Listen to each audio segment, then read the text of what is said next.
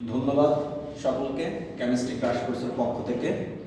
আজকে আমাদের আলোচনার টপিকস বয়েলের সমন্বিত যে লেখচিত্র পরীক্ষায় আসে সেইগুলো নিয়ে আমরা আলোচনা করব। এখন বয়েলের লেখচিত্র সম্পর্কিত যে এমসিকিউগুলো আমাদের অ্যাডমিশন প্লাস একাডেমিতে আসে, সেখানে 4 ধরনের কোশ্চেন আসে। সেই 4 ধরনের কোশ্চেন সম্পর্কে আমরা ডিটেলস জানবো, প্লাস কেমন ধরনের কোশ্চেন আসে সেটা সম্পর্কে জানবো। তো আমরা বয়েলের সূত্র জানি, স্থির তাপমাত্রায় কোনো গ্যাসের আয়তন তার চাপের ব্যস্তানুপাতিক, অর্থাৎ ভি প্রপোর্শনাল 1/p। এখন এই ভি প্রপোর্শনাল 1/p এখান থেকে 2 ধরনের লেখচিত্র অঙ্কিত হয়। প্রথম যে লেখচিত্র আসে আমাদের সেটা হচ্ছে ভি ভার্সেস 1/p লেখচিত্র এবং ভি ভার্সেস পি লেখচিত্র।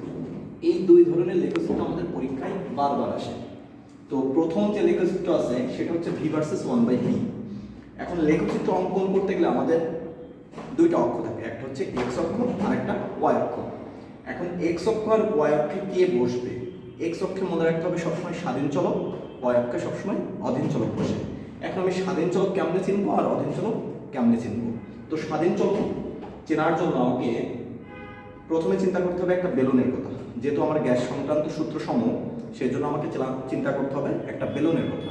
আমি যদি বেলুনের কথা চিন্তা করি, তাহলে বাইরে থেকে যদি আমি হাওয়া দিই তাহলে আমার আয়তনটা প্রসারিত হবে, আবার যদি ওই হাওয়াটা কমিয়ে নিই তাহলে আয়তনটা সংকুচিত হবে। তাহলে বলা যায় যে বেলুনের আয়তনটা ডিপেন্ড করতেছে প্রেশারের মানের উপরে।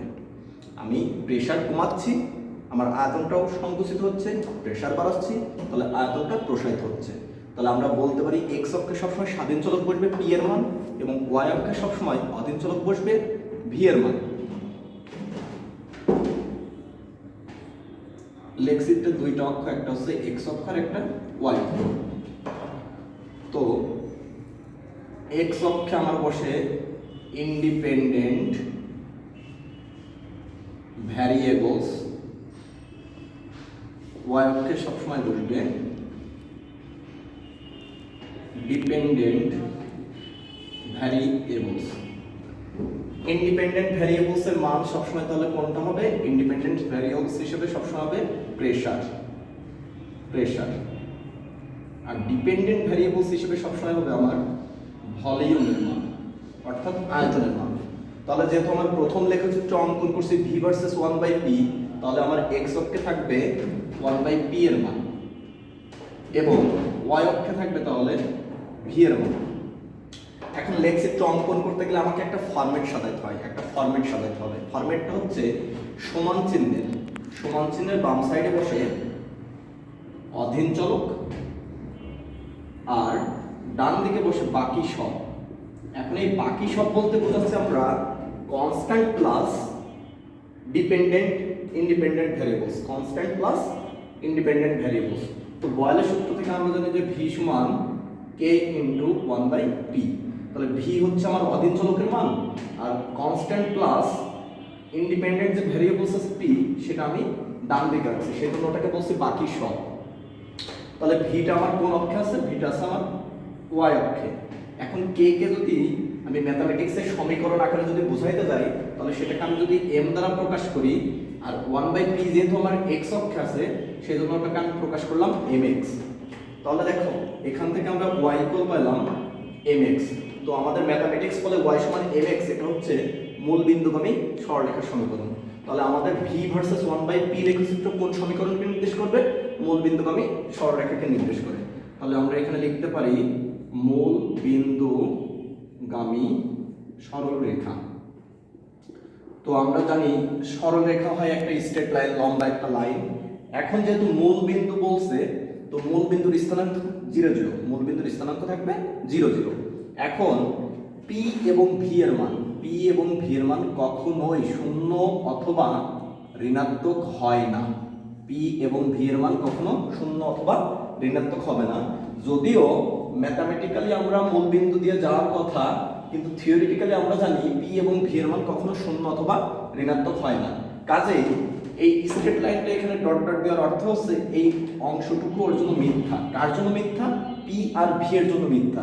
p আর v এর জন্য মিথ্যা এই কারণে বলছি, আমার p আর v এর মান কখনো শূন্য বা ঋণাত্মক হয় না। তাহলে স্ট্রেট লাইন এখানে দিয়েছি, এই যে একটা স্ট্রেট লাইন দিলাম, এখানে আমার প্রভাব থাকবে সবসময় টেম্পারেচার। কেন টেম্পারেচারের প্রভাব থাকবে? তার কারণ আমরা জানি ভি ভার্সেস 1/p লেখচিত্রে টি সবসময় স্থির থাকে, তাহলে এখানে আমার প্রভাব পড়বে কার? টির প্রভাব পড়বে। অনুরূপভাবে আমি যদি দ্বিতীয়টার ক্ষেত্রে টানি, তাহলে সেটা হবে T2, এটা T3। তাহলে আমার ভি ভার্সেস 1/p এর সঠিক লেখচিত্র অঙ্কন করলে এই রাউন্ডটা বা এই ফিগারটা পাবো। এখন আমার প্রশ্নে আসে আর একটা কোশ্চেন, সেটা হচ্ছে T1 greater than T2 greater than T3, আর একটা থাকবে T3 greater than T2 greater than T1। V versus 1/p লেখচিত্রের ক্ষেত্রে কোনটি সঠিক, টি এর মান বড় এবং ছোট কোনটা হবে, সেটা ডিপেন্ড করবে, যেহেতু এখানে আমার তিনটা ভ্যারিয়েবলস আছে, একটা ভি মান, একটা পি এর মান, আর টি গুলোকে যদি আমি একটা টি হিসেবে ধরি, তাহলে এখানে তিনটা ভ্যারিয়েবলস আছে। তো সবসময় আমাকে মনে রাখতে হবে যে ভ্যারিয়েবলস কমাইতে হবে। ভ্যারিয়েবলস কমাইতে গেলে এখানে আমাকে একটা দাগ দিতে হবে। আমি যদি একটা স্ট্রেট লাইন টানি, তাহলে এই অংশটুকু এই পি এর সমান্তরাল হবে। কাজেই এখানে যে আমার তিনটা বিন্দুর মান পড়ছে, এই তিনটা বিন্দুতে 1/p এর মান সমান হবে।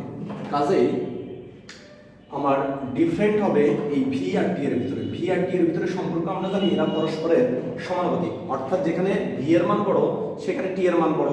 কাজেই এই T1 বিন্দুর জন্য ভি এর মান এই বিন্দুতে বড়, আর এটার জন্য তারপরে, এটার জন্য তারপরে। তাহলে আমরা এখান থেকে বলতে পারি T1 greater than T2 greater than T3। এখানে যে টেম্পারেচারের প্রভাব পড়ছে, সেই টেম্পারেচারের উপর ভিত্তি করে এই রেখাটার নাম হবে আইসোথার্ম। এই রেখাটার নাম হবে আইসোথার্ম।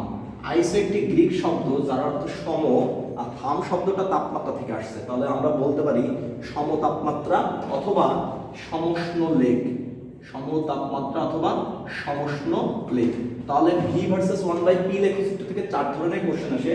প্রথম কোশ্চেন হচ্ছে আমার সঠিক গ্রাফটা অঙ্কন আছে কিনা, সেটা চারটা অপশনে থাকবে। আবার ভি ভার্সেস 1/p কোন সমীকরণকে নির্দেশ করে, সেটা হচ্ছে মূল বিন্দুগামী সরলরেখাকে নির্দেশ করে। আবার ভি ভার্সেস 1/p কোন রেখাকে নির্দেশ করে, সেটা হচ্ছে সমষ্ণ লেখকে নির্দেশ করে। এখানে যে রেখাটা পড়ছে সেটা হচ্ছে সমষ্ণ লেখ বা আইসোথার্ম। আবার ভি ভার্সেস 1/p এর ক্ষেত্রে কোনটি সঠিক, এইরকম চারটা অপশনে থাকবে। এখানে চারটা অপশনে থাকবে। তো এখানে আমার সবচেয়ে বড় T1 এর মান, T2 এর মান, T3 এর মান। কেন বড় হলো? তার কারণ ভি আর টি এর ভিতরে সম্পর্ক সমানুপাতিক। কাজেই যেখানে আমার ভি এর মান বড় পাবো সেখানে টি এর মান বড় পাবো। সো এখানে আমার টি এর মান সবচেয়ে বড়, কাজে এখানে ভি এর মান সবচেয়ে বড় পাবো। সো আমার এখানে T1 greater than T2 greater than T3 এটা সঠিক। Thank you.